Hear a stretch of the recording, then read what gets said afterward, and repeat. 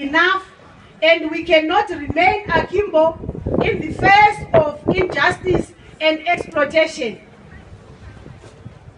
I hope this really sentence we are saying what we are consulting. CPs, consultations. We are consulting massive societies. We are consulting the students.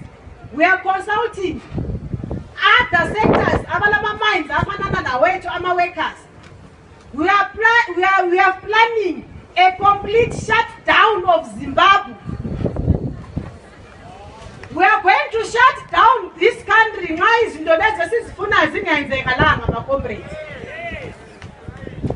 We therefore demand the following. These are our demands, my comrades. And these demands, we'll be watching. Tina Jana ZCTU asihlali kuma terraces. Sebesikhona apha eceleni. Sibakhumbuza futhi nabakwenzayo. We are demanding economic restoration of the economy, minimum wage, comprehensive social security. We are demanding that all workers must be given an across the board 60% salary increase.